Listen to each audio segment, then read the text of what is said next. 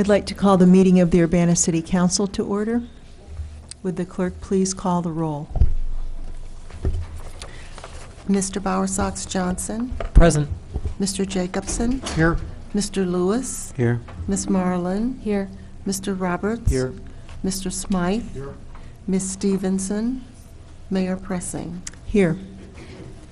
The first item is approval of the minutes of the previous meeting, March 18th, 2013. I'll move approval. Second. Motion by Dennis Roberts, seconded by Diane Marlin. Any additions or corrections? One correction. Yes, Dennis. This is a very tiny thing, but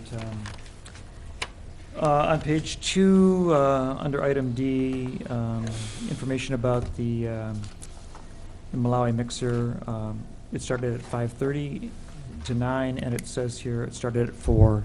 So, you know, let's be accurate, and it started at 5:30. As long as we're going to write a number, it should be right. Might as well be the right one. Okay, any other comments? All those in favor of the minutes as corrected, please signify by saying aye. Aye. Those opposed? That motion carries. Are there any additions to the agenda? I don't see any. Petitions and communications. Carletta Donaldson.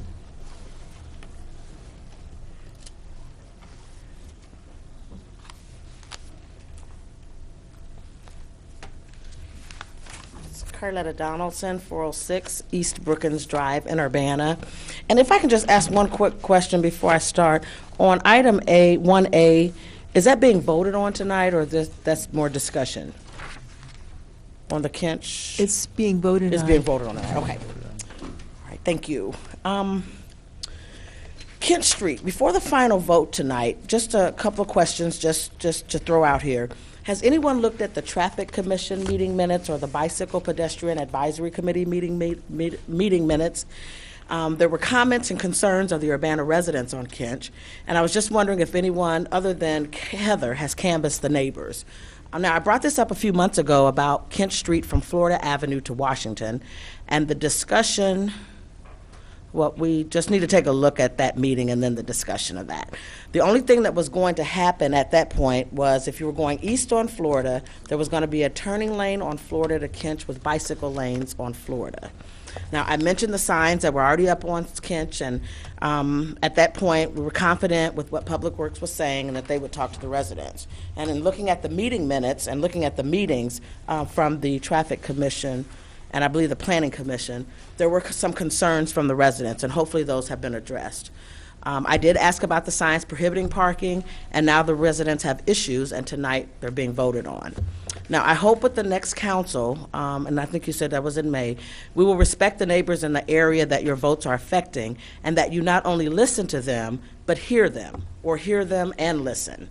You may not always know what is best for the area just because you're on the city council or on a board or commission. So we do need to make sure that we are listening to the residents completely and at least going with what they're saying if they're being affected in that area.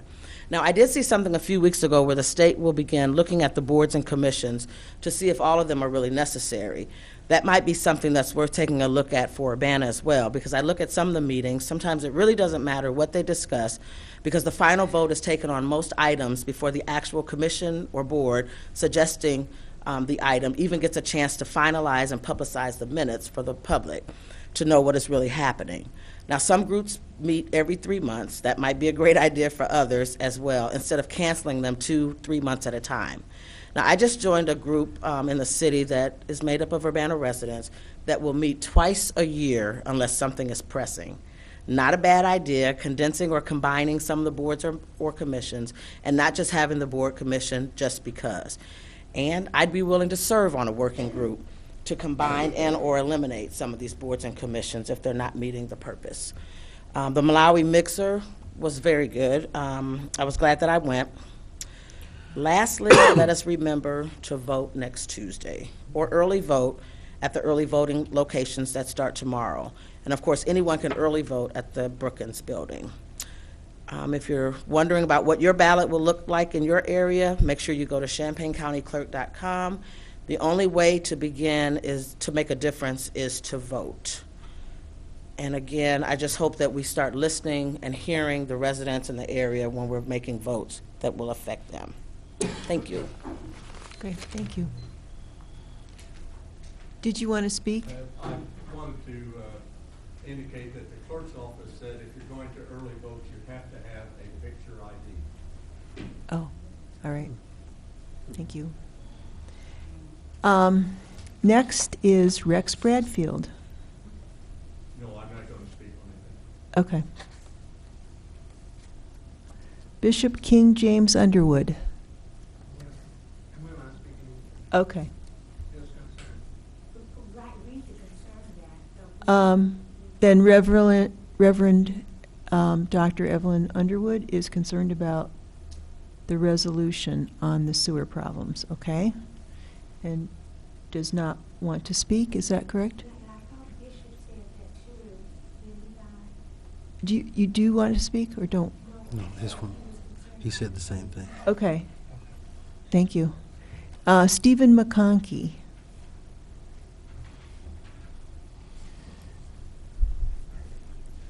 And please state your name and address, and you have 5 minutes. Thank you. Stephen McConkey, 1601 Kent Street in Urbana.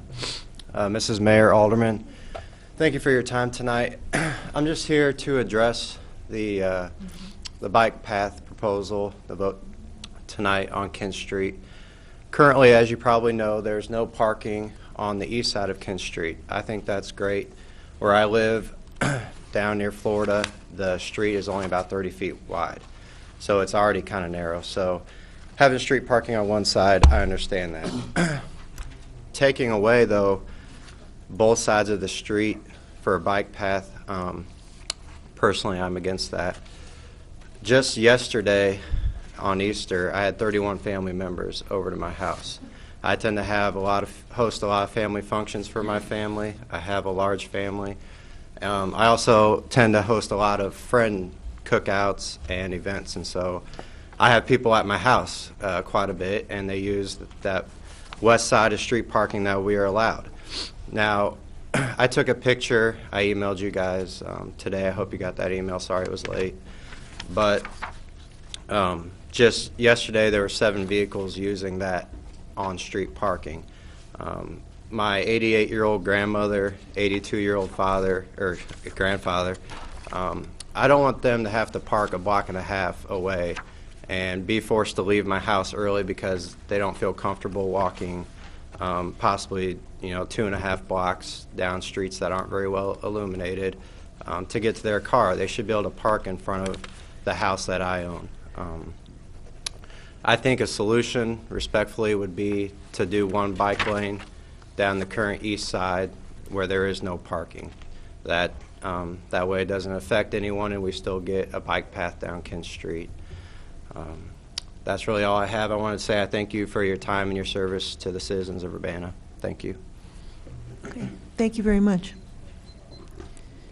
Joanne Wagenbreath, is that how you pronounce it?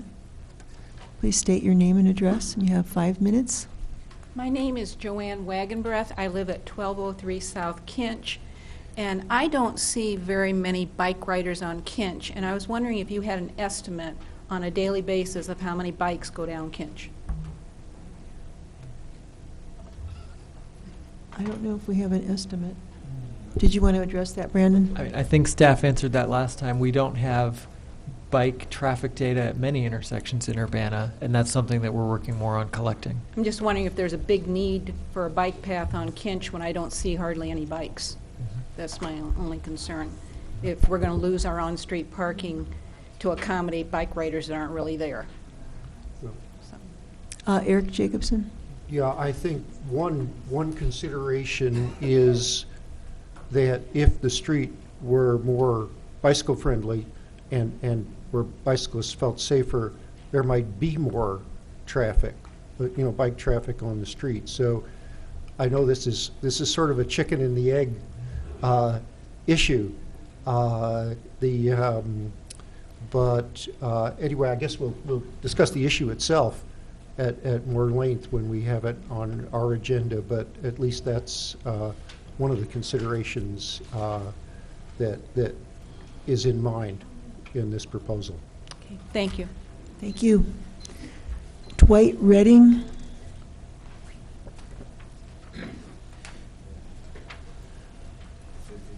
Well, I have a small question.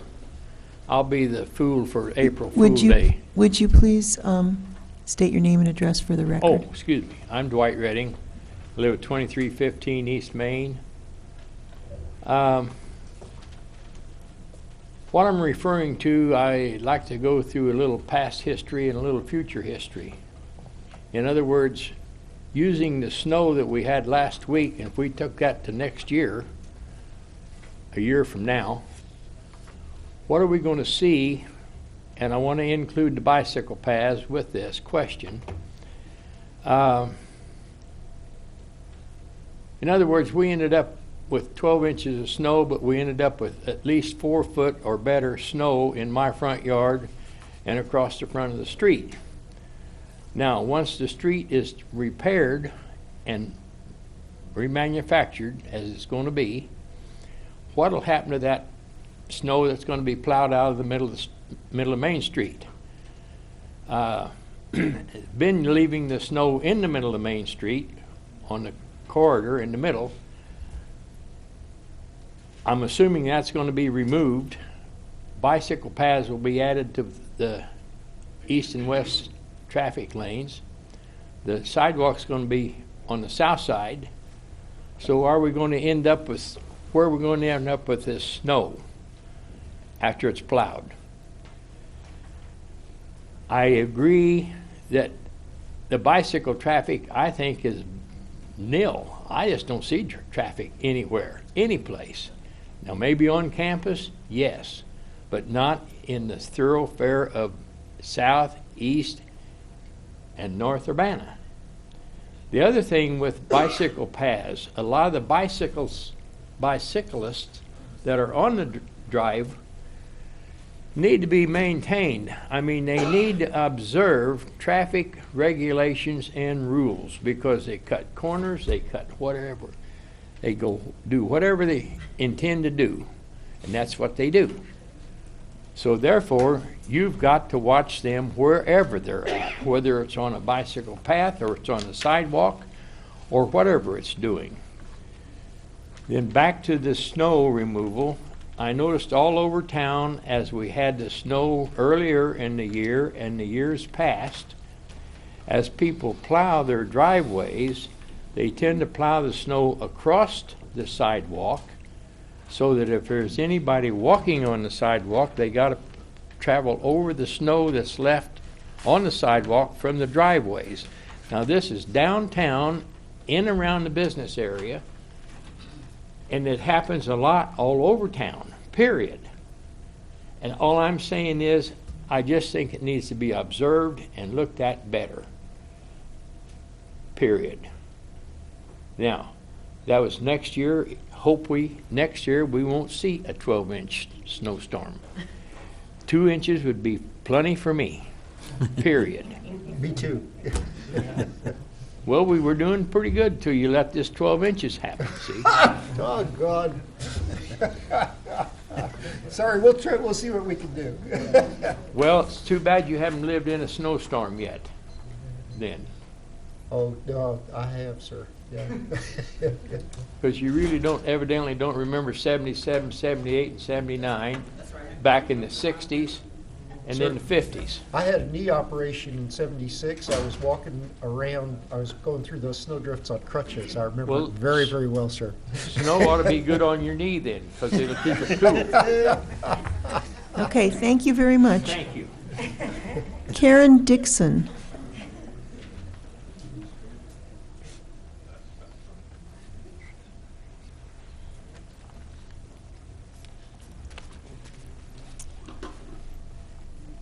Your name and address, please.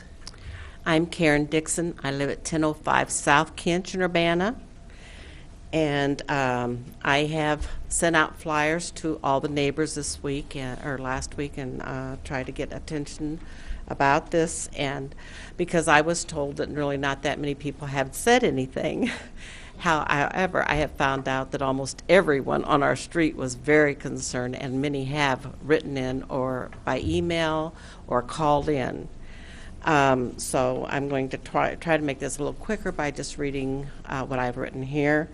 I am here today on behalf of all the people in Kent, including myself, and for all my neighbors.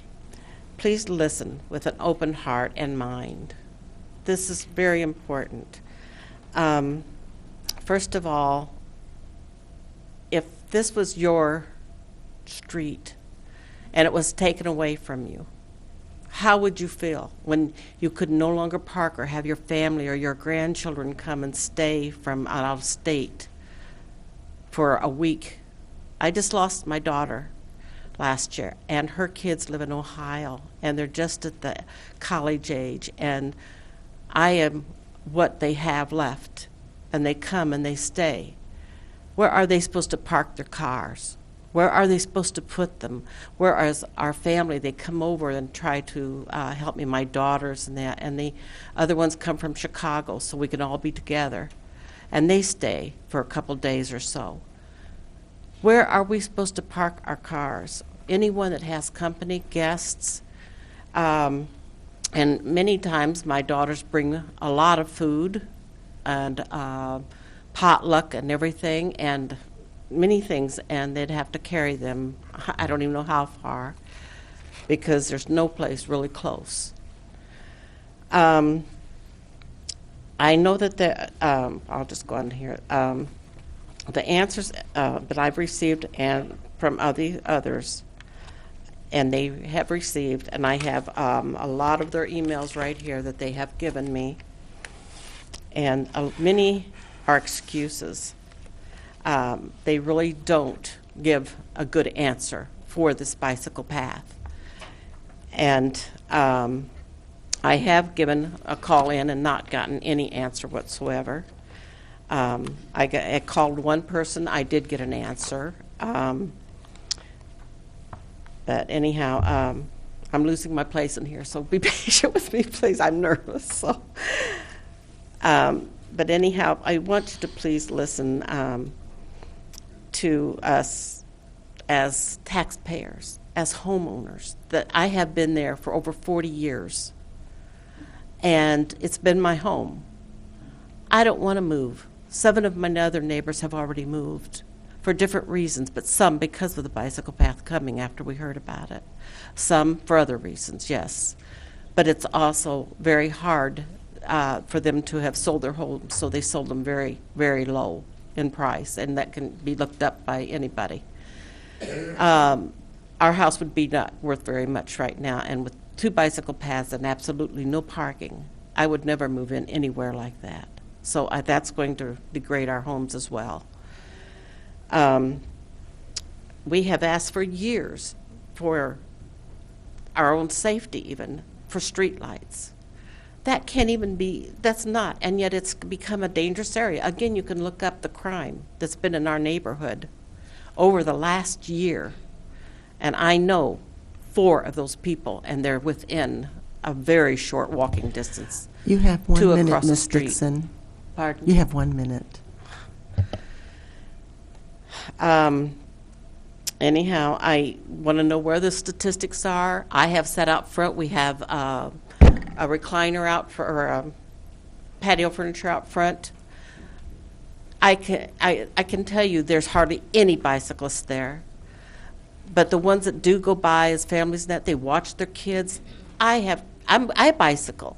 I get along fine. If people can't get from Washington Street to Florida or vice versa, then they have a problem of getting down the street without blocking people to come and visit us, without taking away things from us. I know you're ready to vote tonight, but the plea is please hold it off, or at least consider all the people. That's what you're here for, is for the people of Urbana. And we are citizens. Please think about that. And like I say, I have ridden with my own kids. I know that there's bicycles that will be stolen. I know because there's already been bicycles stolen in our neighborhoods. There's trouble. I watch kids. I don't think it's safe. And then I have heard through some of these too that there is also the problem of, this is my train of thought. But anyhow. Well, thank you Just very please. much. Your 5 minutes is up. Do you want to give her more time? Well, I had maybe a quick follow-up question. I do appreciate you coming, and it's good to hear the concerns you have and the concerns your neighbors have had too. It seems like one of your concerns was streetlights and safety, and maybe when we get into discussion, we can ask staff some questions to talk about the streetlight situation there. One of your concerns was just how far guests would park away or where guests would park. So I just wanted to understand that a little more. Do you have a driveway there, or are you one of the homes that doesn't have a driveway? I have a driveway, but Okay. we have 3 vehicles in that driveway. There is no room for any more. And you have a 3-car driveway that can fit 3? Yes, but, And yeah. And I believe there's parking here on all the side streets, so if you're at 10,005, does that mean there's maybe 2 other houses between you and the corner to get to the Across the street, there is nothing to the right at all. There is Lantern Hill, which is across the street and down 2 houses, and then down the street where they use their parking. So plus that, I will tell you right now that none of my family would want to park down there because too much has happened right there on the corner and down the street, literally. 2 cars, houses, and that's why one of them moved, the one on the corner, and a new man has moved in. And as soon as he moved in, his house was broken into, his guns were stolen. This is how unsafe it is. Why would I have my family park their cars in a dangerous area? And there are no street lights or anything. I mean, this is our great concern. And I see no reason for along there. And as suggested, it gets narrower at the other end. That's not fair to them. It's not fair to anyone. And then there was a thing about speeding. This isn't going to stop speeding, and it's going to be worse and more dangerous for bicyclists as well as anybody else, because there's not going to be the space, and these speeders aren't going to slow down just because there's 2 bicycle paths there. Those are the drivers and how they drive or break the law, and they're not going to stop. I know that they have run across our corner neighbor's house yard, I don't know how many times, and just missed his corner of his house once. So it's not going to stop. This is how they do. Well, we appreciate you coming and expressing your views. When this was discussed last week, there was no one who showed up, so. I was very sick. Yeah. I told them So I we- would we- come. we But I value- was sick, and if you wanted to be sick, Yeah, we value you coming in and and I did call, talking though. to I us. called and talked to someone. Okay. So Well, thank you very much. One more question. Oh, there's another question Yeah. for you from Dennis Roberts. Yeah. Sorry. What was the house number of your house? 10:05. 1005. So is that on the corner of Rainbow View? No, No. it is not. We're in the middle between Lantern Hill and Rainbow View. Okay. And there are many people and the reason that some people have not called in is 7 new people around our house, some not even moved into yet. Okay. They don't even know about it. Okay. The rest of them were very concerned. Oh, I did want to talk, I promised to tell about this little 88-year-old lady that lives down the street that called me. And she said that her son comes every day to help her. And he has no place to park but on the street. She says, what am I going to do? He needs that. And when he comes to pick me up, I can't walk to the car if it's very far. Did you, how did you find out about this? Was there some kind of notice that was sent out requesting? I was input? sent a notice about it, and at first I know they were talking on one of my things from you where it was just going to be on one side of the street plus a map, one side, the west side. Well, that upset me because we'd have to use somebody else's across the street, but it was doable. And next thing I get is it's on both sides of the street. We have no parking, no one. This isn't even fair. One side would be plenty. Okay, well, thank you so much. Thank you. Lou Waltall? Yeah, like Smith.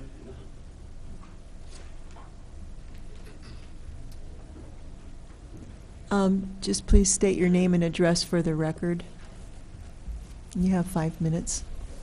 My name is Lou Walthall, 1604 South Kinch. Mhm. My concerns match a lot of these. I'm not a real articulate speaker, but I do have some concerns about the very thing we're talking about. And I thank you for letting me speak. My feeling is this is not, having no parking on both sides of the street is not feasible for reasons that have been given. I feel the same way. I feel like also on this bicycle traffic, we ought to have more data from you before we. I know that you want more bicycle traffic because you're putting lanes in other places, other streets in the city.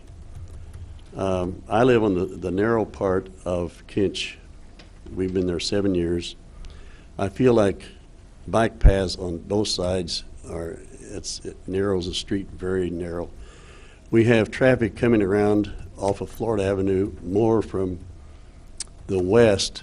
The lady on the corner has had her mailbox knocked over 4 times till she put rocks up there. They don't do that anymore.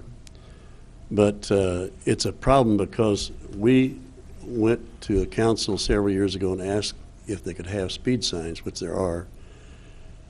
Most people do abide by that, but many do not. And so it's around the corner. I think they're having a bike path on both sides narrows the way that the people come out of there right now. Some are not going to stop, as the previous speaker said. It's always, speeding on Kinch has always been a problem either before or after the speed signs were there.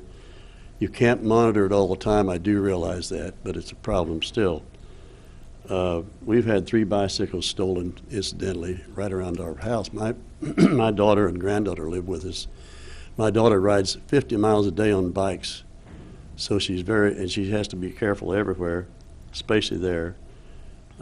She doesn't ride too much on Kent. She gets out and goes to Lake of the Woods or someplace. I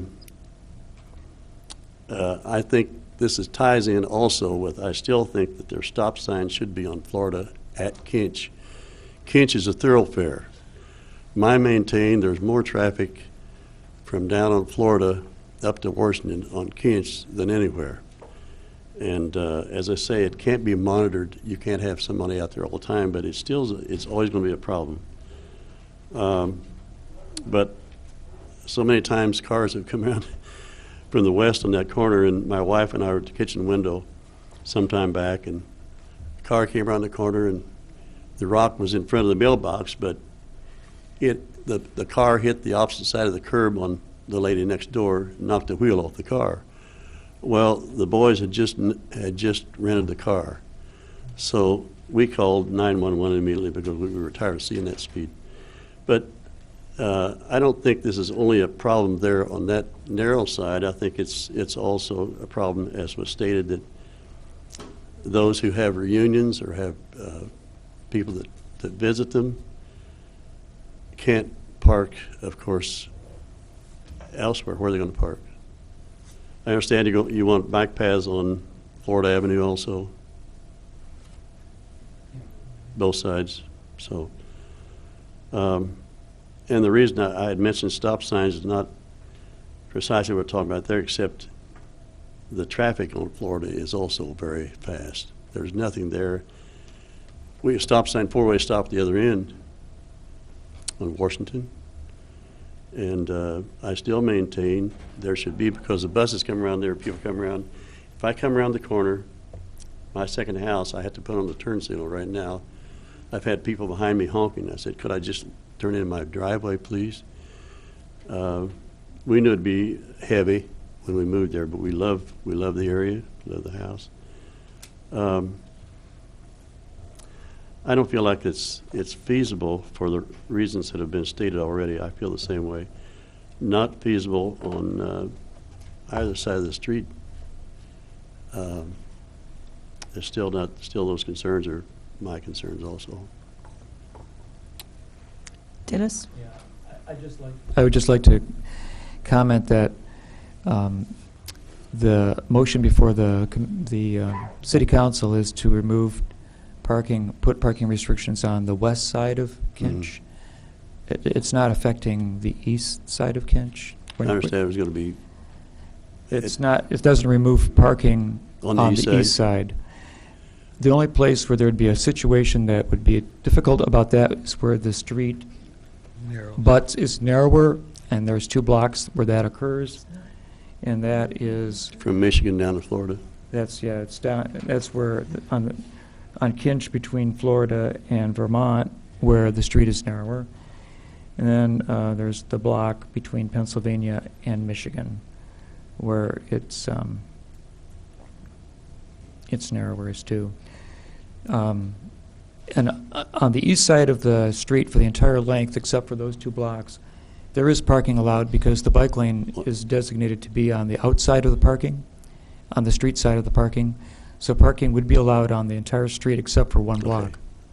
That was a misunderstanding on my part. Yeah. Okay.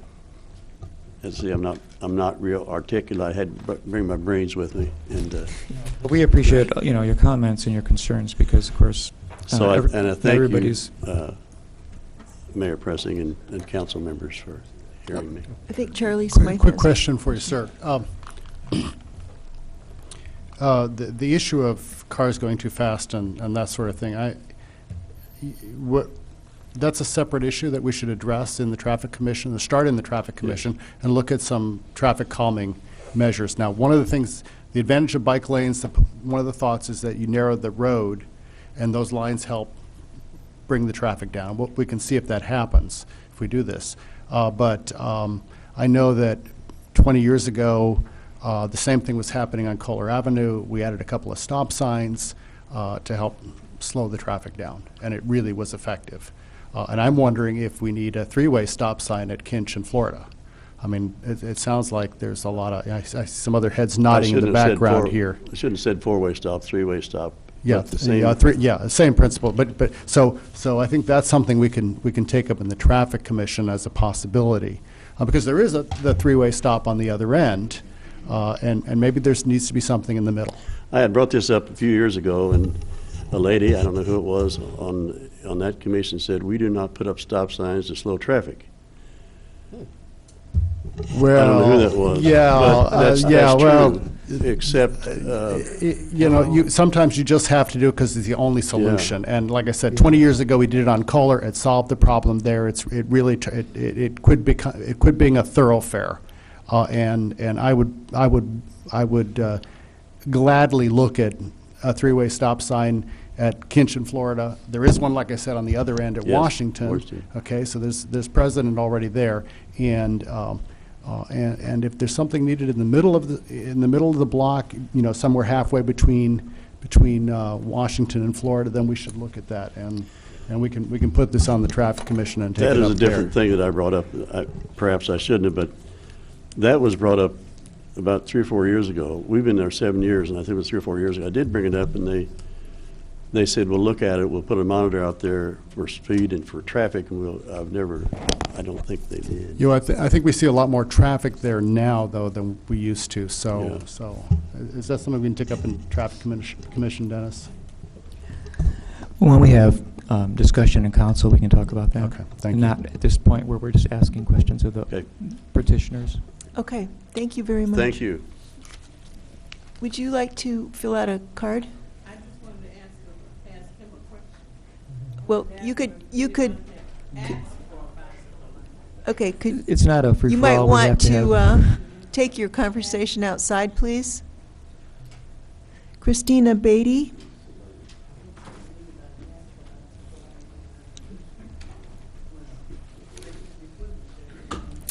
Hi, my name is Christina Beatty. I live at 1304 Kinch on the corner of Kinch and Michigan, the northeast side.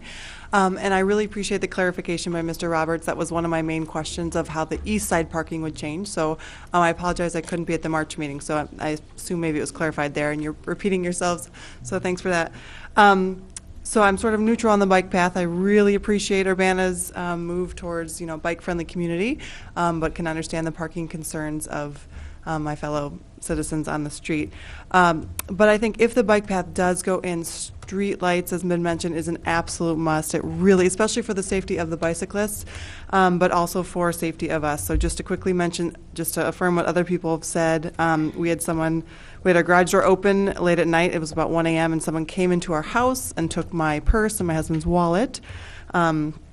Even though another bedroom light was on. We had someone run over our mailbox. My bike was stolen from our garage.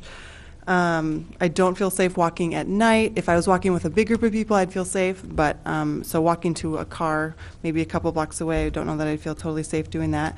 And sometimes there's kids walking down the street, even though there's nice sidewalks there. So I'd be concerned for their safety too. And sometimes there's trash on our lawn, maybe because the bus stop's nearby. I'm not sure. So I know some of these I need to bring up with Jolinda Ross, which was brought up in a letter.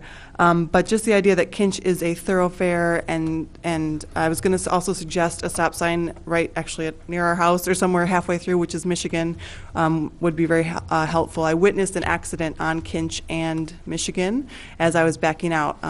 So someone was on Michigan and Kinch. There was an accident right there. So I noticed the traffic on Kinch slowed down a little bit when Smith was opened, which is parallel to the east, right? But then I feel like it's picked up again, and probably because we're that main thoroughfare, since Florida doesn't go through to High Cross, as my guess. So again, I'm sort of torn what to think about the bike path, but if it does go up, I just can't emphasize street lights enough. I always leave my outdoor lights on just because I feel safer that way. So thank you very much for listening. Thank you. Thank you. Carol McCusick.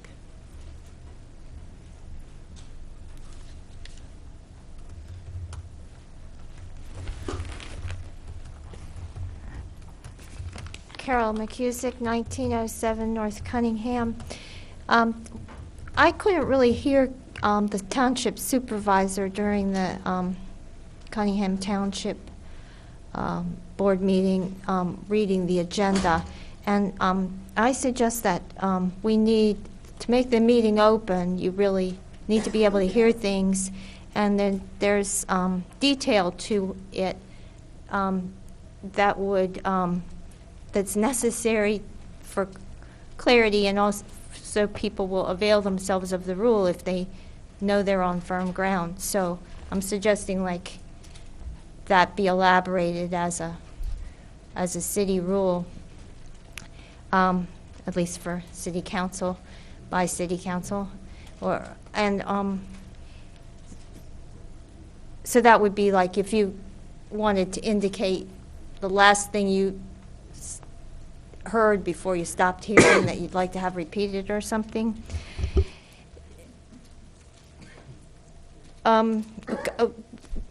When talking about rules, that the other rights that the public have is like the right to speak. Well, people want it to be fair, so I'm not very good about it, but sometimes if you get an answer,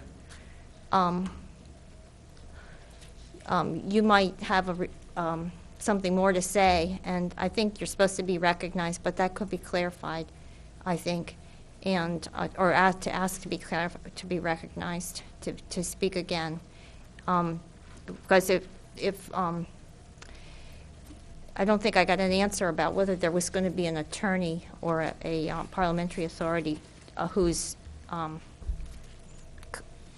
vested with that authority at the township meeting, although I guess we have Phyllis, so she would be the authority. But the question was answered, the question about the law, like, okay, could the township board pass something that went on our agenda? And Carol Elliott, the town supervisor, answered that, which I thought was an attorney question.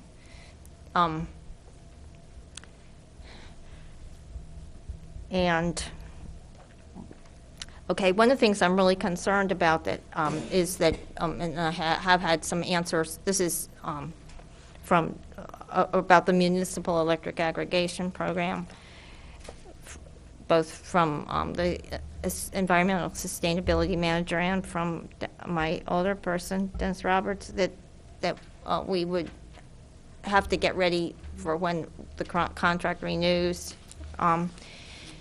to evaluate it. But there is, I think, I want to find out about whether we could be having forums and that involved some education about the grid, because there's two questions I feel that approaches that I think will be might be fruitful.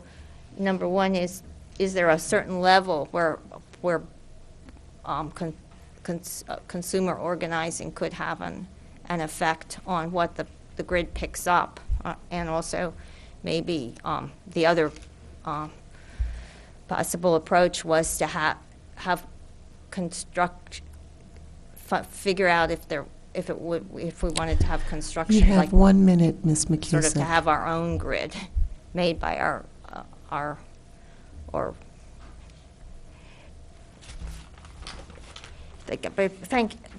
but we haven't really gotten into finding out from the finance department about the fees that are collected by the city under the program, that are collected by the consultant under the program every quarter. It's something like, it's a lot of money, but I'm not anxious just to spend money for the sake of spending money, but I honestly feel that part of the people who voted for that referendum voted for it because they want it to be easier on the environment. Thank you. Thank you very much. Michael Kilcullen.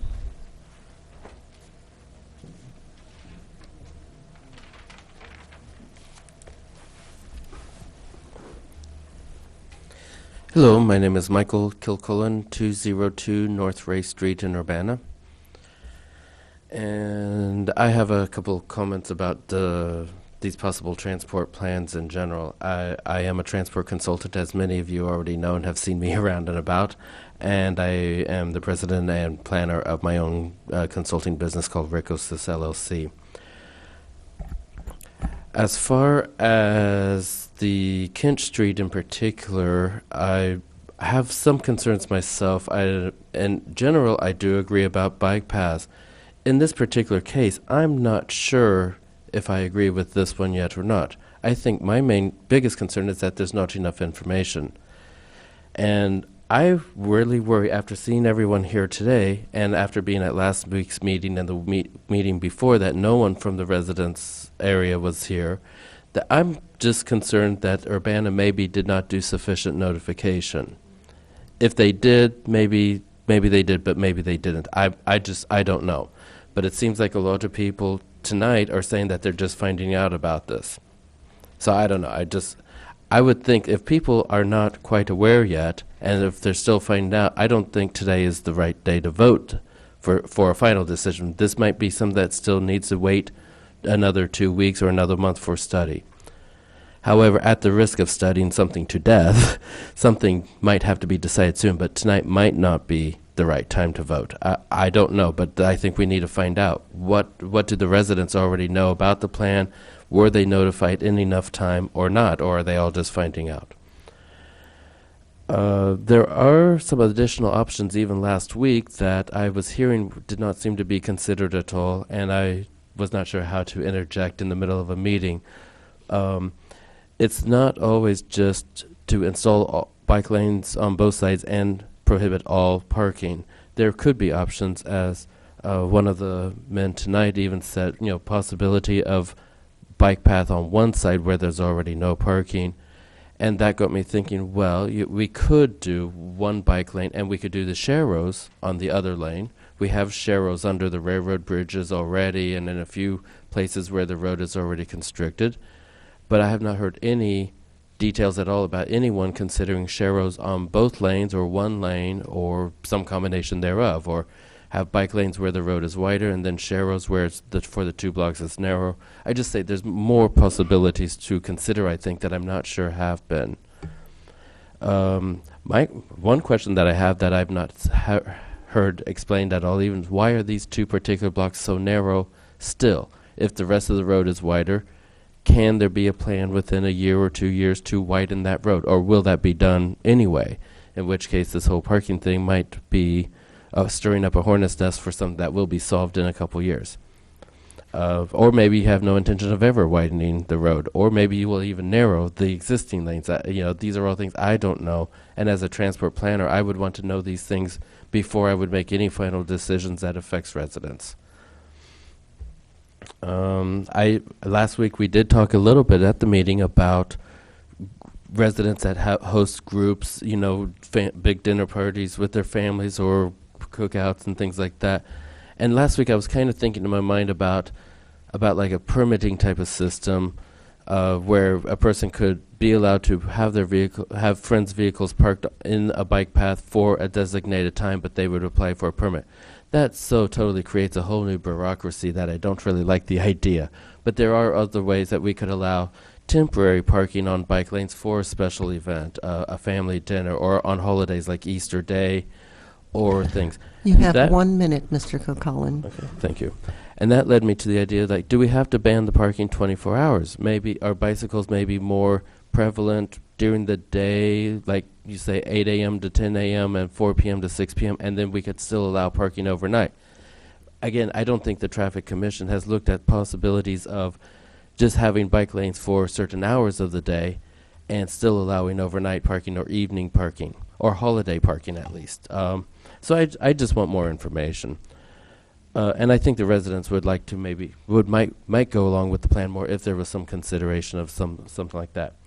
The rest of it, I've heard things about speeding today, about stop signs, about street lights, about the whole snow removal, which is one of my big pet peeves around this whole Champaign and Urbana. And I did work on some of the sidewalk ordinance snow removal things a couple years ago, and I'm so glad that you have implemented it where you did. We need better enforcement, with the idea that last week's snow was a aberration that is not normal. But I think the bike paths, along with the street lighting and the stop signs and the speed, actually all work together. If we're looking at the bike lanes with the perception of narrowing psychologically the lane, it actually goes along with lighting, with stop signs and traffic calming. So I think we really should consider it as an entire project of multiple facets. Okay. Thank you very much. Thank you. Okay. We will move on. Unfinished business, I don't think we're going to be dealing with any of that. So the next is reports of standing committees. Beg your pardon?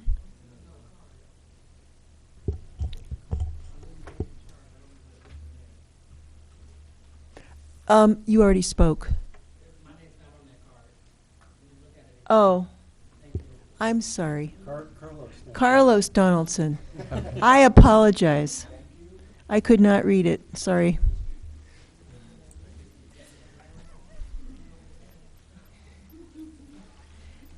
Carlos Donaldson, 406 Brookings Drive. That reminds me just what happened. Maybe we're not listening to the people or reading what the people are asking. Some few months ago, I spoke concerning the bike paths. And listening to the conversation tonight, I think enough study has not been done on the bike paths. Before we make a decision, before you make a decision, I understand that there is grant money used for this. Maybe that grant money could be used to put bike paths on some of your streets so that you're affected. I don't know. I know there's 3 council that will not be on next year after the election. There's 3, and it would probably have been 4 if one of you had been elected to another office. You wouldn't be here. But I think we should start listening to the people that we represent. When you're campaigning, you go door to door, give out information of what you will do and what you will help your constituents in the area that you represent. Having been an elected official for the city, I think that we don't listen to the people that put us in office. Once we get in office, we feel that we are there, we can do what we want to do, and not listen to the people that elected us. You didn't elect yourselves to these positions. If a person has a concern or a comment, you should listen and pass that on. What I see here is that I've made up my mind that I'm going to do this come hell or high water. That's the wrong attitude to take. You have the city at your disposal. Did you study this? Did the Public Works Department study this bike path all over the city? Seems like we're picking some of the streets that have the most traffic and cutting down the residents' homes where they park by putting parking paths on these streets. One example, Washington. And I told you this some time ago. I sat on the corner of Washington and Philo on my time. I wasn't paid, and you're paid for the positions that you're serving in. The position that I served in, I wasn't paid, but I caught hell. But I there and I took the heat. But what I'm saying is, how many of you have sat and taken for yourself, not listening to the Public Works to say that we've done this study, and sometimes the Public Works can't give you an answer because we have to take it back to staff to find out what was done. When you come in and present yourself before this body, you should have all the answers to the questions that have been asked previous, and you should have any questions that might come up. Washington was a bad idea. If you look and still the traffic, I watched that. There are very few bikes on Washington. You cut out parking on both sides, and you go down the street now and look at the for sale signs that are on that street. Philo Road, you put parking. You took away parking from a portion of that street.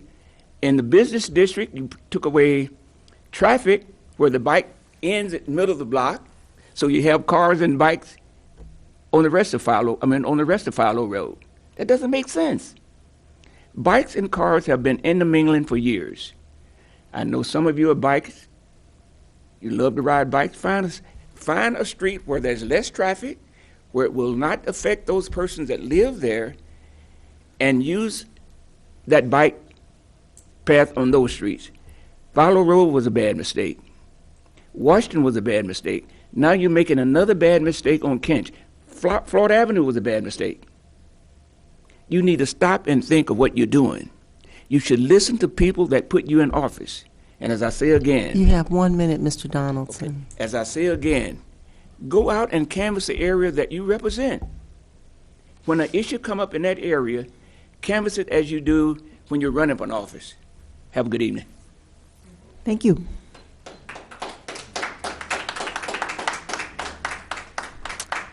The Committee of the Whole. The Committee of the Brandon Whole, good evening. The Committee of the Whole met last Monday and forwarded 4 different items for Council's meeting tonight. The first is Ordinance 2013-03025. This is what's been discussed recently. The ordinance amending Schedule J of Section 23-183 of the Local Traffic Code, prohibiting parking at all times on certain streets, one side of Kinch Street. And for the committee, I move approval. A motion by Bowersox, seconded by Smythe. Any discussion? Eric Jacobson. Yeah, I'll just respond to a few of the issues that have been raised. I realize that bicycles and automobiles have intermingled for a long time, but there are data now that are fairly conclusive that, done with pretty large numbers, that bike lanes, delineated bike lanes, do reduce accidents for cyclists, that cyclists are safer with delineated bike lanes. Now, of course, the question is, how do you balance that with the, with reduced space for automobiles, with adding a space that automobiles can't go, either moving or parking. I think one of the principles is that the roadways are for everybody. They're not for one particular form, but they've got to be balanced and take into account pedestrians and cyclists and automobiles. Whether we have the right balance in this ordinance, I don't know. One of the new things that emerged that I had not personally considered was the question of lighting and the safety of the side streets. And that's a new consideration that certainly didn't emerge either in the minutes of the Traffic Commission meeting or in our discussion last week. And I do think that's significant. As far as whether I would like reduced parking and bike lanes on Main Street, West Main Street, in front of my house, yes, I would, frankly, because I think that would improve safety in front of my house. Many, many years ago, one of my sons, you try to train kids as well as you can, and I don't want to make this to be a tragic story because it turned out just to be a scare and not a tragedy, but he did carelessly wander out between two parked cars and was struck. So ever since then, I've felt, and in fact, one of the things that we did in the neighborhood is we actually asked for some reduction in parking and especially some enforcement of rules about how close to intersections people could park, and we do have now no parking from here to intersection signs in addition to the yellow striping, and that has improved the safety in our neighborhood. We also have, I definitely feel that if you've been told that it's a city policy not to put up stop signs to calm traffic, I'm sure that that's not true. This was done on Kohler Street. It was done on West Washington Avenue. And we have a four-way stop sign at Main and Kohler that could have no other purpose. That was put up before my time, but I'm sure that was put up to calm traffic because otherwise it wouldn't have been. And it's a good thing. It's a good thing. So as I look at the map, it may be that there ought to be a four-way stop, for example, at Michigan and Kinch or somewhere up there to calm the traffic as it comes from down to Florida. So I guess where I'm at on this, I voted to bring this forth to the council with a recommendation for approval. The one piece of really new evidence that I have that's really come is people being concerned about safety if they have to navigate to side streets to park. And I am aware, I'm cognizant of the fact that this is a part of the city that has had a crime problem in recent years. So I would probably, I do believe that we need a safe bike route, north-south bike route, somewhere in that part of town. I do believe that, I think that there has to be a pathway for bikes to get really all over town that is safe. I guess I would be personally willing to table this or to hold this over until we think about, for example, the lighting and safety on the side streets. But that's just my opinion, okay? So I don't know what anybody else will say to it. Who was first here? Dennis? Can I just say something? Sure. All right. I totally appreciate the council's being able to brainstorm this idea. I think you really ought to understand that this issue has been in Traffic Commission for 3 months. And at each meeting, the residents of the street have been notified about it. There have been leaflets mailed to all the homes. And I'm not saying that this is, I'm just trying to clarify some facts. I'm not saying that I was unhappy that these letters were sent. I think it's a wonderful thing. I just want to get some facts out. I've received about 5 letters in those 3 months. I'm on the Traffic Commission, so I've been paying attention. There has been some input. People were concerned about 3 or 4 letters. One gentleman was in Florida and responded to me. his concerns. And we talked about them in Traffic Commission each time, and something that could have been decided in one meeting was held for 3 meetings. And we did get a few people come to the meetings to give their input. And we talked about almost everything that you've mentioned. And I have my own mixed thoughts about it, but there's a couple things I'd just like to say. The idea of putting a stop sign on the street, you can do that, but by state law, are regulations about the installation of signs directing traffic that we have to meet. And this is called meeting the warrant for the sign. And nobody has studied the meeting the warrant procedure to put a sign there, but that could be studied. And it has to do with the traffic flow and use at the times of study for the signage. So if it meets the warrants established by the state, a sign can be put up. So, Eric, you can't just put a sign up most anywhere you want to affect a situation. And this is true, and this has happened also at Main and Smith and other places in our community. Also, you have to actually also meet warrants, for the most part, to put up a stop sign at a corner. But corners are much more easy because of the conditions that are available to make those decisions. I would like to say that the Traffic Commission at its last meeting responded that it was going to do a speed study on the street when the weather cleared and it wasn't snowing anymore, and they're going to put up a speed monitor, electric wagon speed monitor on the street. And they have to do that to take data to find out if there's speeding. I've been on the Traffic Commission for about 8 years. I've found that when most people see speeding, actually it's not speeding, because the mile an hour that you can go on a city street is 30 miles an hour on residential streets in Urbana. And many times the speeding that is observed, the people are going 28 miles an hour. So, and of course, you know, speeding really isn't ticketed to immediately at 31 necessarily. So there's there's a perception of speeding sometimes that actually isn't borne up by statistics. I'm not saying, though, that this is not a street where speeding can occur. It is a straight shot between 2 important connecting streets.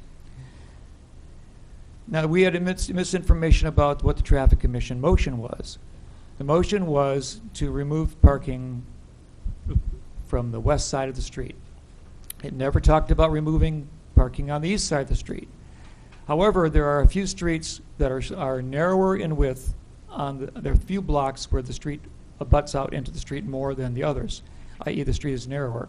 And so there, yes, there would have to be, to put in the expected lanes, there would be no parking on both sides. On the east side of the street, the bike lane would be installed on the outside of the parking lane. We also noticed, and we talked about this at length, that most of these houses in this subdivision have 3-car parking driveways. There's a few don't, but we have aerial photographs of this entire street that we looked at in the Parking Commission. And these aerial photographs were also, I think, provided to all the people who live on the street. Certainly the maps are showing where the restrictions were going to be instituted. And we observed that there were several homes that indeed have 3 cars, and they were all parked in their driveways. And many were not. At the time the aerial photograph was taken, there was only 1 car parked on the west side of the street. So we haven't really, I'm aware that there is this one, and I've actually heard from Ms. Dixon that the first gentleman who spoke, and I forgot your name, that you're known to have many people at your home. So I appreciate that. I guess the question comes down to, is it more important to encourage safe riding to schools than to accommodate your social situation, i.e. or the conditions of 1 or maybe the 2 residents on the street? You have to realize that this street connects 2 elementary schools directly. The street dead ends on the north on Washington Street. What's across the street from that? That's Prairie School. What what we've done in many years in the past is have a Safe Routes for School meeting with the children at Prairie School, and they would meet in front of the Foursquare Church on the corner, and we would walk across the street using the crosswalk to Prairie School to show the children how to use safe route to school. On the south side of the street, Kinch Street connects directly, practically, to Thomas Paine School, another important location for children to go to school. The grant that was applied for is a Safe Routes to School grant so that children in the neighborhood can safely approach their school on bikes or by foot or whatever.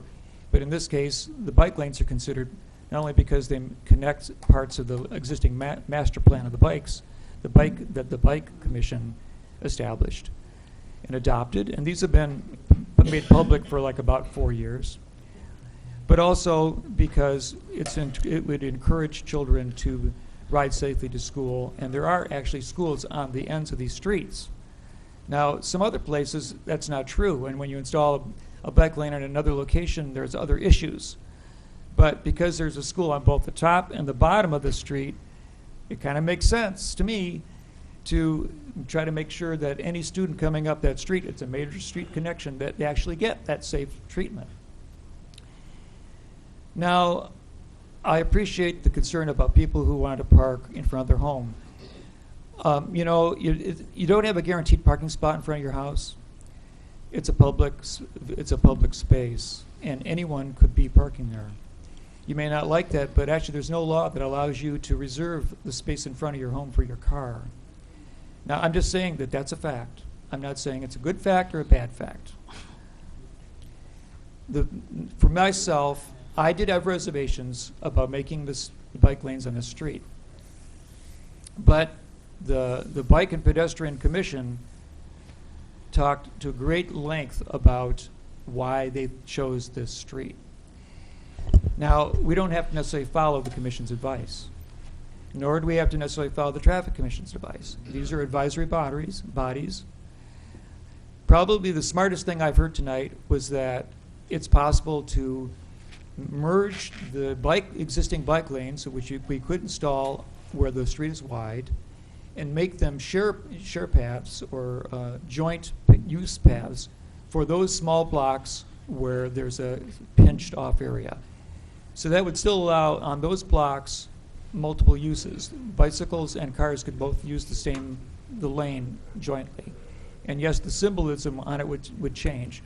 And we do have these merging of bike path facilities and levels in other parts of the streets in our community. And maybe Brandon Bauer-Sucks-Johnson could talk to that aspect of this plan because he serves on that commission that establishes the bike paths in our community. And he's more of an expert on shared paths than I am. So I don't want you to think that we haven't thought about this seriously and that there are good reasons why we feel to protect the children going to school that this might be a serious enough reason to adopt the plan, that there is not a restriction on both sides of the street for parking except for one block in the middle of the block, which seems to be unfortunate. If you were going to change the structure of the block and remove part of the parkway to widen that block, that's a capital improvement project and would have to be put on our capital improvement plan for the next couple of years. Bill Gray's office would have to plan ahead and do that construction work. We can't just do it automatically, although we could have a discussion about using the motor fuel tax on that location. Now, the question has come about streetlights. I know from experience, by trying to install streetlights in a couple blocks in my particular neighborhood, that streetlights are usually installed at the construction of the development of that platted subdivision. And the cost is borne partly by the people who purchase the plots or the platted lots when the development is built and they buy their homes. And that is usually something that is obligated by the constructor or the developer. But in Urbana, we have not had an ordinance that requires streetlights on residential streets, especially in the newer platted lots in our community. That was the case, somewhat of the case in my neighborhood, where 4 streets did not receive streetlights. Well, there was actually a different reason for that, but they were not there. Residents of that street felt that there was crime issues coming up, that a couple of cars got scratched. They had a concern. And so I worked with the Public Works Department to install streetlights on that street. And we were able to use CDBG money, grant money from the state and the federal government to install those lights. But we had to be very careful, because if we were going to do that for all the streets, to make up the cost of the installation and purchase the property, purchase the lamps, we would have to have raised the property tax on those homes that were on that street, and we'll assess them an extra $1,000 a year for 10 years to install the lights.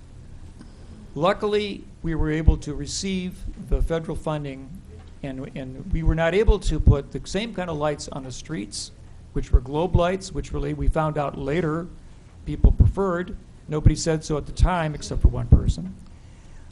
But we did install overhead lamps that are common on other parts, more modern lamps. Well, I'm still hearing about those darn lamps that were installed to make the streets safer in East Urbana. And they wonder why we didn't go with the rounded lamps, the globe lamps, which are so cute. But because it would have cost so much more money, that those properties who would receive them would have been assessed the installation costs and the purchase costs for the lamps. So when you talk about putting lamps on Kinch Street, you're probably talking about assessing an extra value for the installation of utilities that were not put there originally. Somebody has to pay for them, and they're not free. So all those residents on that street would be assessed for that privilege. Well, it's not a privilege, it's really a very nice thing. Recently, we had lamps put on two corners on Hunter Boulevard in the Learman neighborhood. Now, that's very close by. But again, that part of it, I don't know if Kinch is still within the target area for CDBG funding. But fortunately, the 2 lamps that were put in on Hunter were in the target area. So CDBG funding was appropriately used to pay for those lamps, so the residents didn't have to pay for them. So we could look into street lighting on Kinch. It certainly is reasonable to want safety and street lighting in your home, on your street and in your neighborhood. But it might be that there will be a cost to it. And so then, the neighbors could find out what that is, and you may choose to go for it because it's important to you. Or you may be within the target grant area, and you will be able to receive, you could try to get CDBG funding for the coming year. In January is the time to allocate the CDBG funding. And so your neighborhood association could apply for it potentially. And Bill Gray, if I made any mistakes or errors in my communication, please correct me. I felt that that was a very difficult topic to assess, and the Traffic Commission felt very conflicted, but they felt that the most important thing was that the schools were at both ends of the street, and that trumped parking. Okay. Diane? That's my 10 cents. Yeah. Diane?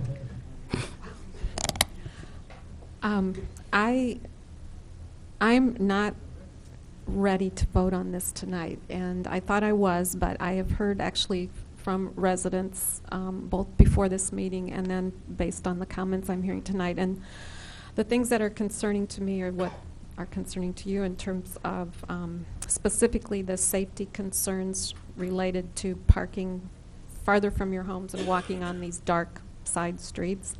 I would like the speed studies to be done.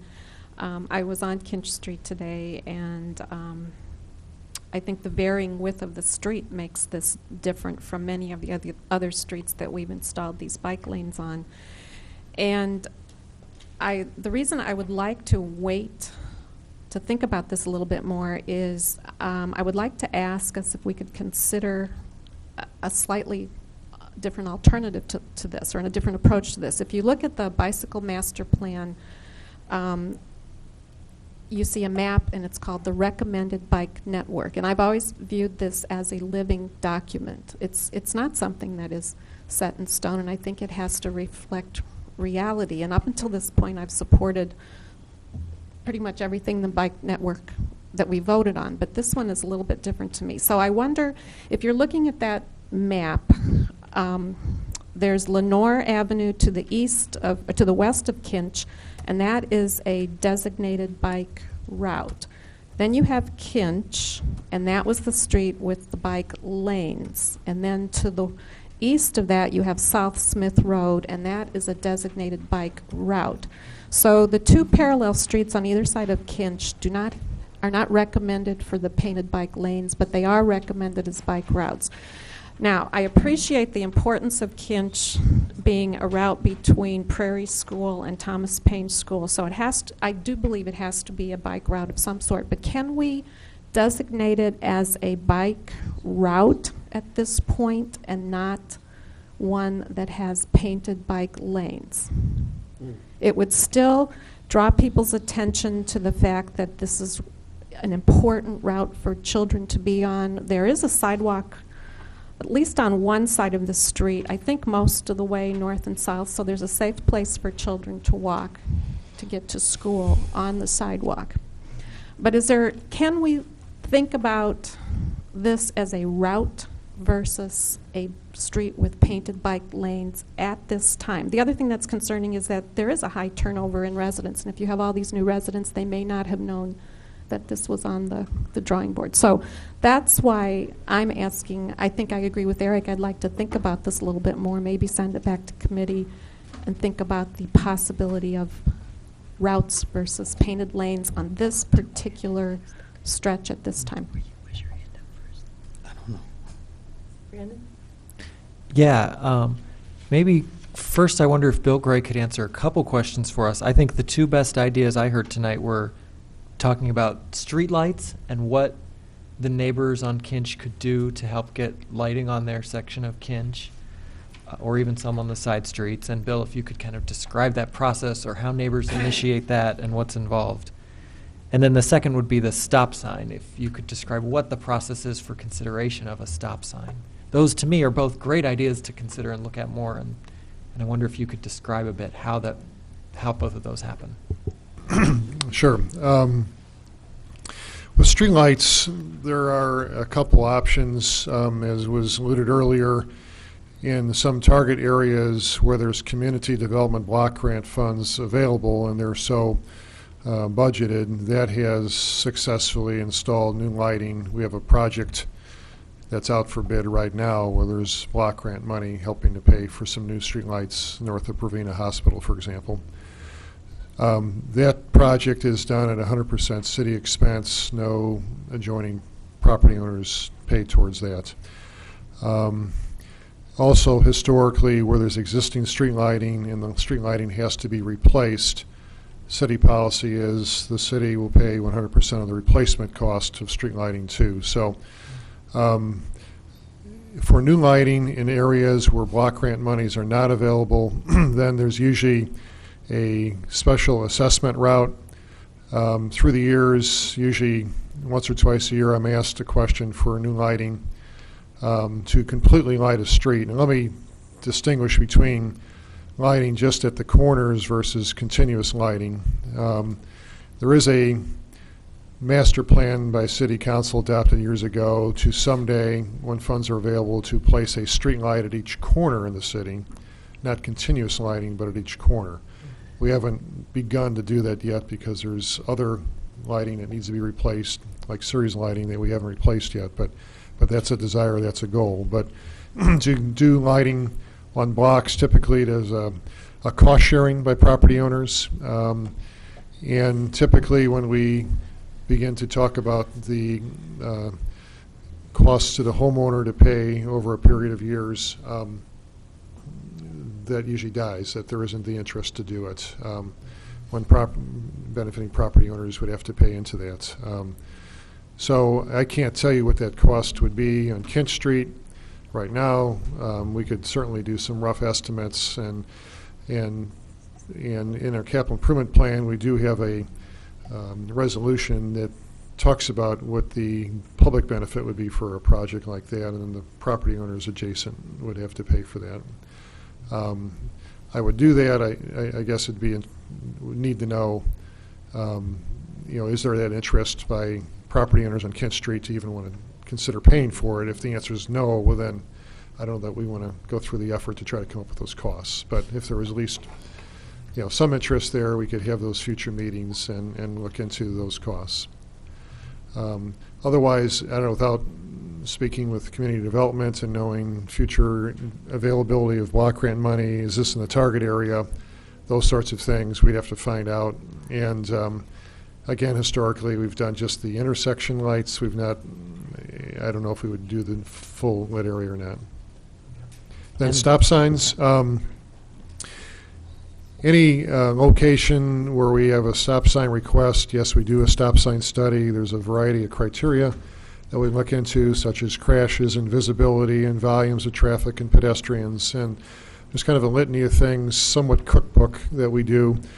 And then we look at the Manual of Uniform Traffic Control Devices, which is the Bible that we use, and we look at the warrants. And if warrants are met, we'll install stop signs. If they're not, then the Traffic Commission recommendation may be not to install stop signs. Sometimes city councils in the past have voted to install stop signs that don't meet warrants. Personally, I don't recommend that, but that's a staff recommendation, not a council recommendation. But I would say over the last many years, the recommendations by Traffic Commission have pretty much been upheld. So if Commission recommends stop signs, based on warrants met, they've been approved. And if there hasn't been a recommendation to improve a stop sign, usually the council doesn't override the Commission. That's been my experience over the last many years. And what's the citizen process to initiate that request, or is that already something that happened at Traffic Commission? That the citizen process literally could be one person calling, emailing, writing, phone call, and saying, the intersection in Kinch in Michigan, we would like to see a stop sign reviewed or looked at, or Kinch in Florida, or wherever the location would be. And we would do that, and typically within the upcoming months after that, we'll look at a study, we'll take it to Traffic Commission. We will invite all the impacted properties in the area, and we'll relay the information we find. Now, as a matter of fact, staff will be doing a speed study on Kent Street already. So that's in the works. That's probably not going to be until a May or June Traffic Commission meeting, but it's in. The study will be undertaken, and we will use traffic speed devices that will monitor the speeds and the type of vehicle and the time of day, and it gives us a lot of information. And we'll look at, whether we have high speeds or not. Just as a matter of course, any street in the city, there will be a violation rate. The police department's well aware of this, and we like to look at what is the percentage of violation rates. And we also look at, what is what's called the 85th percentile of most traffic speeds. Are they within that 20 to 30 mile, 25, 30 mile range? And if it is, people are generally obeying the law, staying within 30 mile per hour, and sure, you'll have those outliers, but that happens everywhere. But anyway, this is all part of the report, part of the data gathering for a spot speed study, like on Kinch between Washington and Main Street. Okay, my last couple questions for you. Then, in terms of us taking time to consider other parallel routes that could be the bike lane instead of this one, and in terms of the timing of whether that would be a grant eligible if we switched the route, or if we took 2 weeks, could the grant wait 2 weeks for this decision? I think whether there's another route and can we make that determination in 2 weeks, it depends on what kind of process you want to use. I think the bike master plan was put together. It was a series of at least, I think, 3 public meetings. A lot of input was involved, and I think there was careful consideration and thought by the Bicycle Impediment Advisory Commission and the staff and the consultant to come up with the bike master plan that we have. We can look to see if there's other bike lane opportunities. I don't believe in the Philo Road to High Cross Road area there are such opportunities. Whether we want to consider a bike lane suggestion, we can do that, and I think within 2 weeks we could come up with an answer for that. I'm not prepared tonight to respond to that. But a bike, route consideration could be given under the circumstances and the public input we've received tonight. Okay. And a bike route, just for your information, means that we do not have striped specific lanes, 5-foot wide lanes on the street. Essentially, the parking would not be impacted by a route, but it'll be just merely, this is a suggested travel way, but there's less protections involved with the route. Okay, and let me just comment, and then I'll be done with my time here. I do like the idea of looking into the streetlight questions, the stop sign questions. I'm glad we're doing the speed study as well. I did want to speak about, could this be a route instead of bike lanes? And it's certainly fine to take 2 weeks and let's look at this and see what the options are. But my first impression of it would be that, first off, we years ago carefully studied all these segments to see which could be safe for these different kinds of treatments, and they all have different width characteristics to, whether there'd be enough room on Smith or on Lenore for bike lanes, and whether parking would have to be removed there, and it would have to go through the many-month process to talk with those neighbors about that. These segments were chosen for this because of their width and characteristics. And I know the consultants and the teams we worked with calculated the bicycle level of service, a numerical score on every single street that was considered for the whole network in all of Urbana to choose those streets that would fit. And I think that bike lanes are more helpful than a bike route, especially when it comes to families or to less experienced cyclists. What we learned in the process of this planning and in all the public meetings is that there are different categories of bike riders, some who are very comfortable in traffic on University Avenue, and others who are not comfortable even on a bike lane and would prefer to just ride their bike at Meadowbrook Park on a closed loop kind of path off the road, and then a gradation of cyclists in between. And when we're trying to serve families or we're trying to serve less experienced adult cyclists and give them a place that's more encouraging to get out on the road and bike lanes have that characteristic, whereas just designating it as a bike route but not creating any space on the pavement doesn't help for those families or for those less experienced cyclists. So maybe it's fine to have this route of 2 more blocks to the east or 2 more blocks to the west. That probably doesn't matter so much, other than that it is really convenient to be close to both grade schools on both ends. But somewhere there would have to be bike lanes north-south so that less experienced cyclists had some way to get from their destination to their home and vice versa without having to go onto simply a bike route or some facility where all of a sudden they're thrown in the mix of traffic when some of those cyclists are really trying to get from point A to point B all in the space where they can ride on a lane or ride on a path where they feel more comfortable. So that's why sort of downgrading this from dedicated lanes to just saying that it's a share the road sort of situation, whether it's Jarrows or the signs, means that it wouldn't be as safe a segment for that middle tier of people who we're trying to create a safe space for. So that's just my first impression of it. Obviously, we haven't looked, and you could take the time to consider whether any of these other streets could have bike lanes and whether the grant could pay for that and whether any of the other treatments would work, and we could look at those details more. But my gut feeling would be that it would be a reduction in safety if we didn't find some way to do lanes somewhere nearby in this north-south area. Robert Lewis. Did you want something, Libby? I'll yield to you, Libby, until I'll say after she finishes. Okay. Councilmember Roberts asked me to look up the target area maps, And I did that to look for Kinch Street, and it is in the target area from between Pennsylvania Avenue and Vermont Avenue north to Washington. So it's just on the edge, pretty much, of the target area. I'm looking at our draft of the annual action plan that is out for review currently. Of course, our CDBG funds have been extremely cut for several years in a row, so it would likely take some years of allocation to fund a major street lighting project. But we do have proposed for 13-14 annual action plan about $70,000 for neighborhood streetlight construction. So I don't really know the extent of the project, but a much larger project's underway now, which is the northwest area, which is the whole neighborhood in northwest Urbana is getting new streetlights. So that's underway currently with prior year allocations. Okay? And Libby, the map shows that really only the west side of Kinch is affected. The east side is not in the target area.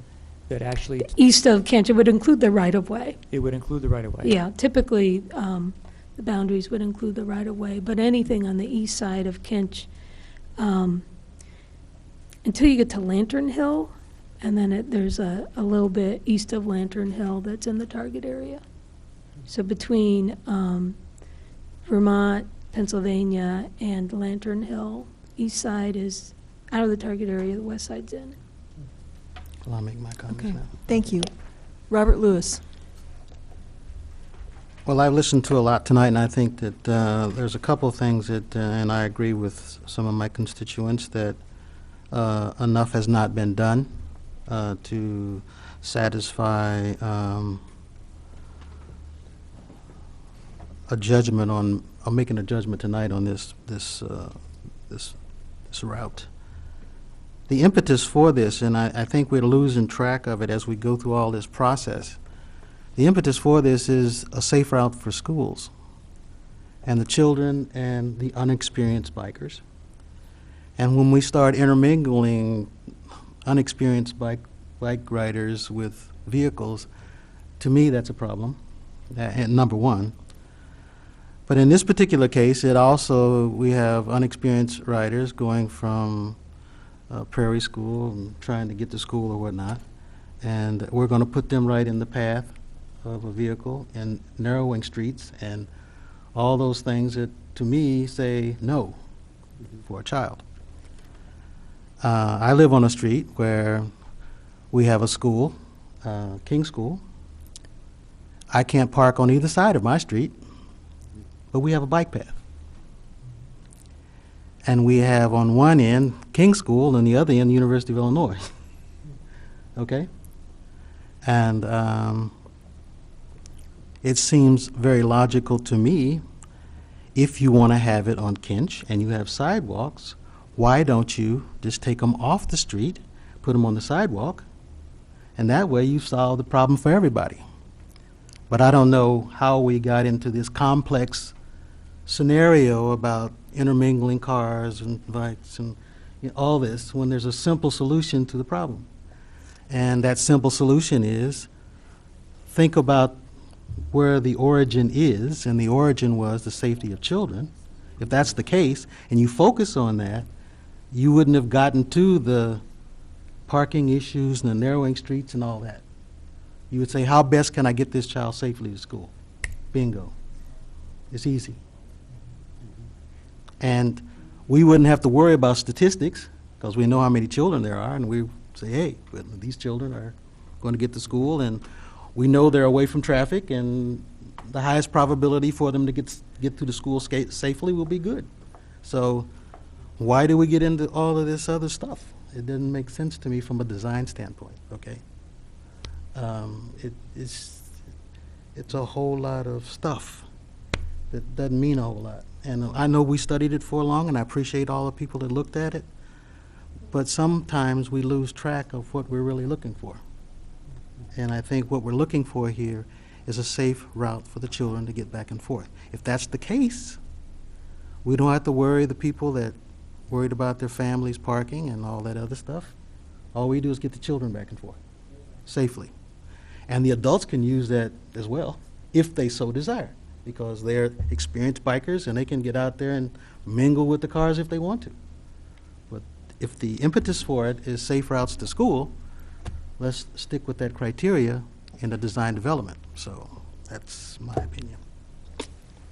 I can't pass on this one right now. Eric.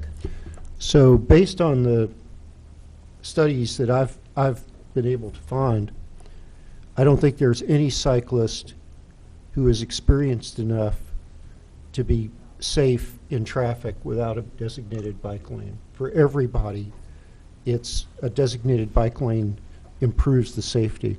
I also actually, I'm looking at the map now, and I don't see another reasonable north-south route in the area.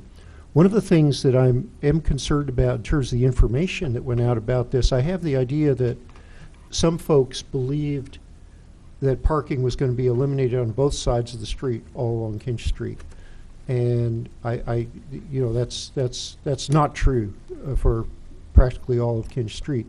So I think the parking question is, can you cut the parking capacity on Kinch Street by a factor of 2 and still provide sufficient parking for, practically everybody? And I think that's a question for Public Works. And, but I guess, I'd like to know that. I guess I'd like to know the feasibility. I think whether or not this particular proposal goes through, well, yeah, I'd like to know the results of the traffic speed study. I continue to believe that designated bike paths on this street, on balance, make sense. But I also want to, I'd also like to, have us consider as fully as possible the issues of traffic speed, if there is an issue, the issue of whether we can constrain the parking by a factor of 2 on that street and still, still accommodate practically all, accommodate parking. And then I guess we do know that the area is eligible for grant funding for lighting, but that it probably won't come about for a few years. Charlie? Okay, well, I think a couple of misconceptions need to be clarified. Sidewalks are not considered safe for bicyclists because they interact with too many driveways, and in fact, if you look at the statistics, there are way too many accidents from visibility issues related to bicycling on sidewalks. Sidewalks are only appropriate for young children under adult supervision. They're not for bicycle commuting or even for getting back and forth from schools. It's well known. The best place for a bicyclist is actually in the street where they are visible, behaving as another item in traffic, acting like a vehicle, essentially. And whether you have bicycle infrastructure or not, there are some extremely experienced bicyclists that can get around nearly everywhere, and even on roads that are 45 miles an hour or more, Gary Zico being an example, who would probably be here tonight, except that he is dealing with family issues. And so I'd like to point out that one of the purpose of Safe Routes to School is to try to encourage bicycling once again. It's to get people out there. Studies have shown that without infrastructure, many people are reluctant to bike. What we're trying to do is encourage bicycling again, to get people over the fear of bicycling, and by creating infrastructure, by creating connectivity, which is another important concept here. You can't just put a bike lane here and a bike lane over there and expect people to start bicycling. You have to create a network of connected streets, and that is what this achieves. By putting in bike lanes in the only location, as Bill pointed out, between Florida and High Cross, where there's sufficient width to put in bike lanes, do you get the connectivity. That's why bike lanes are being located strategically around the city, where we can do them with the width. So that's an important piece of all this. There is a quick solution. I think we could even solve this tonight on how to deal with this. You know, as has been pointed out, the parking only needs to be removed from one side of the street. And in terms of capacity, you know, all the driving and all the aerial pictures that we see, we have the occasional 1 or 2 cars that are parked there, except for special events. And the way to deal with this, and we did it on Anderson Street, I believe, between Florida and Colorado, correct? We have a shared bicycle lane parking area. And what I would suggest that we do is simply amend the ordinance tonight and allow for shared bicycle parking, vehicle parking with bicycle lane in one section only, and that would be from Florida to Vermont on that east side. And by doing that, you basically deal with that one bottleneck area where you do have to go quite a bit of distance to park on a side street. I wouldn't include, though you could probably convince me, I wouldn't include the block between Pennsylvania and Michigan because it is such a short block with 3 side streets to which to go to. So I don't think it's needed there. But like I said, I think we can solve this issue tonight by just simply allowing for shared parking in that Florida to Vermont area. It seems to me that there's a lot of questions. I don't know if we can solve this by having an amendment to the motion tonight. So, Mayor, Mike, I think I had a half a minute left. excuse, sir, we're conducting a discussion here. We had the public discussion already, so if you would please, just, okay, we're trying to get a motion here, okay? Just to say one thing. What is that? I was going to respond to Eric because I did not have an opportunity when he mentioned the fact that in the area that he lived, because of the traffic, they got together, maybe it was before he moved there, and put up stop signs. That problem was solved. Okay. Because it was solved within the community. Right, we understand, but we're trying to figure out what we're going to do at this point right in this meeting, okay? It's important that I say too, because Dennis mentioned the fact that people should come to the commission. I went to a commission meeting and was not allowed to speak because they weren't handling what I was dealing with. This is the fact that I brought up earlier, that you don't listen, and this is the problem. Sir, I think we are listening, and I would like you to appreciate the fact that we are listening and we're trying to decide what to do here, okay? Brandon? Yeah, I mean, I guess my take, Charlie, I hadn't thought about this idea of the shared bike lane, parking lane. I know we have that in a couple other places. It's an interesting, creative idea that might work. I don't feel quite ready to make the final decision on it tonight, but I think it's one of those things we should put on the list for Bill Gray just to get back to us about. And, I mean, I'm comfortable deferring this item if we want, well, or we could put it to committee and talk about it next week, and get answers to a few of these pieces of it. Okay. I move to send this to committee next week. Second. Okay, motion by Smythe and seconded by Dennis Roberts. Any discussion? All those in favor, please signify by saying aye. Aye. Aye. Those opposed? That motion carries. Thank you. As a follow-up, I'd like to request that a stop sign be studied at Kinch and Florida, as well as Michigan and Kinch. Okay. Okay. I think we have a lot of questions that will be answered. Yeah.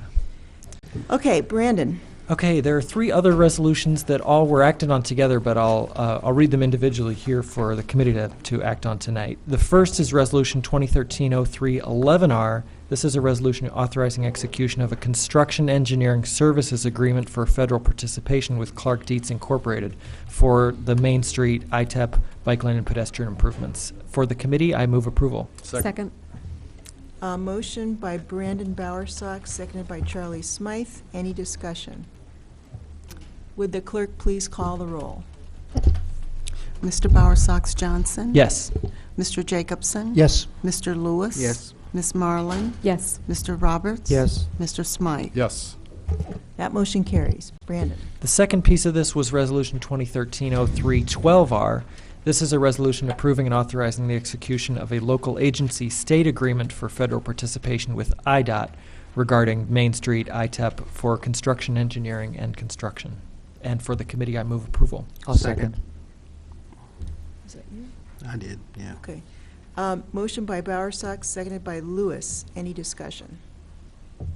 Would the clerk please call the roll? Mr. Bowersox Johnson? Yes. Mr. Jacobson? Yes. Mr. Lewis? Yes. Ms. Marlin? Yes. Mr. Roberts? Yes. Mr. Smythe? Yes. Okay, and the final part was Resolution 2013-03-13R. This is a resolution for improvement by municipality under the Illinois Highway Code for Main Street. And for the committee, I move approval. Okay, motion by Bowersox Johnson, seconded by Smythe. Would the clerk please call the roll? Mr. Bowersox Johnson? Yes. Mr. Jacobson? Yes. Mr. Lewis? Yes. Ms. Marlin? Yes. Mr. Roberts? Yes. Mr. Smythe? Yes. That motion carries. Thank you. Reports of special committees. I don't believe we have any. Yep, got one. You've got one. All right. Just Dennis Roberts. Just a wrap on the Sister City of Urbana Committee. Very excellent stay we had. 6 visitors from Malawi spent basically a week here and they experienced so many different kinds of things in Urbana, from a giant snow blizzard. We were actually trying to push the mayor's car out of a snowdrift unsuccessfully on Sunday night, and then we followed through with having to rearrange professional pairing meetings, which we did successfully. We had a party at the IMC. It was probably about 200 people came. It was a great party. The visitors visited all the sites that had to do with the grant project that they came in for, and we ultimately took them to the airport via Chicago, and we were able to see the skyline and go look at Millennium Park. A lot of fun there. I just wanted to thank the staff of the city, and also certain staff members over at the public schools of Urbana and the Park District, Francis Nelson Health Center and Carl Clinic, who conducted professional training with these visitors in their fields, appropriate fields. They told me, several of them told me, that they really got wonderful and important information from our staff, and it was one of the things that they most wanted to do when they came here, and they felt that they were treated extremely well, courteously, and they came back with many comments that we heard in the car about things that they observed, that how procedures are done in our community, whether it be at the school district or in the Public Works Department. And they really, really liked the fact that they were doing that. They went to the, I think it was the sanitary district, the sewer line, the sewer processing plant. They were able to get a description and a kind of a presentation about the process. Go look at the facility, and then go out on the field and actually watch sewer line television observation using the modern technologies that we have to address cracks in the sewer lines. They said it made it so completely understandable to them. They really got a grasp of the process and were able to then learn about it and then go out and see it done. And they thought that was extremely valuable, and they had the highest praise for our department. So I just want to thank everybody. We had a great time. I hope someday in the future we'll bring some more people over. Okay. Thank you very much, Dennis. You missed the obvious one, Dennis. What's the obvious one? You forgot to thank Phyllis the for cooking? her cooking. That was, yes, what can I say? The meal we had at the IMC, provided by our the caterings services of a good friend of ours here on City Council, was a huge hit. There was not The only pan that was left untouched was by, I think, mistake, because I think it was put up on a Cherby and people forgot about it. But I know that when I was in line, I got the last scoop of sweet potato, and I was really lucky to get some cobbler, man. So thank you so much. Okay. Any other reports of officers? New business? I don't believe we have any new business. So, without any further business, this meeting is adjourned. Thank you all.